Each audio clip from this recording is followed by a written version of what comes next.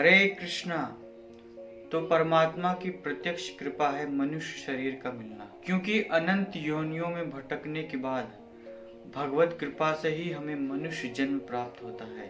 बड़े भाग्य मानुष तन पावा, तो दुर्लभ सह ग्रंथ ही गावा। मनुष्य जन्म तो बड़े ही भाग्य से मिलता है, क्योंकि देवता भी इसके लिए तरसते हैं, वो भी मनुष्य जन्म की इच्छा रखते हैं।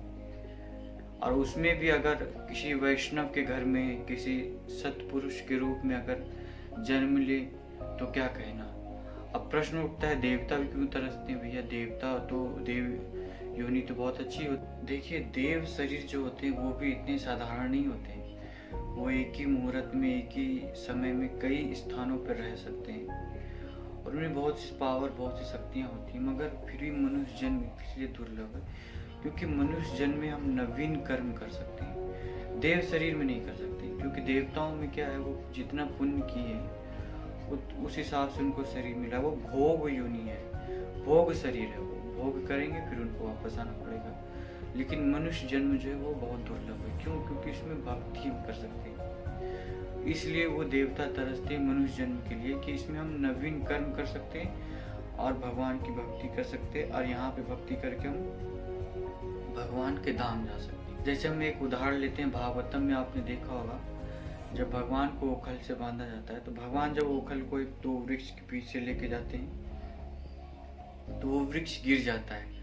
तो वृक्ष जो है वो कुबेर के दो पुत्र होते हैं जो नारद जी के श्राप के कारण वृक्ष बनते हैं। तो उसमें देखा जाता है उन्होंने भगवान की स्तुतियां की, भगवान का साक्षात दर्शन प्राप्त किया, मगर फिर भी उनको भगवान की भक्ति या भगवत धाम प्राप्त नहीं हुआ। क्यों?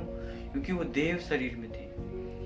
उनको मनुष्य के शरीर में आना पड़ेगा, फिर भक्ति करके ही वो भगवान के धाम जा सकते हैं। भगवान के धाम नहीं गए थे बल्कि वो कुबेर लोक यानी अलकापुरी ही वापस गए थे। जैसे भागवतम में नवयोगेंद्र महाराज का एक प्रसंग आता है, उसमें जब नवयोगेंद्र जी आते हैं तो जनक जी उनके स्वागत के लिए कहते हैं, दुर्लभ मानुष देहो देहना क्षण भंगुर तत्रापि दुर्लभम मन्ये वैकुंठम प्रिय दर्शनम। जनक जी कह रहे मनुष्य शरीर दुर्लभ है, और अगर मिल गया मनुष्य शरीर और उसमें भी अगर वैकुंठपति, लक्ष्मीपति और उनके भक्तों का संग और उनकी कथाओं का श्रवण अगर हमें प्राप्त होता है, मनुष्य शरीर वो हमारे लिए बहुत ही लाभकारी हुआ।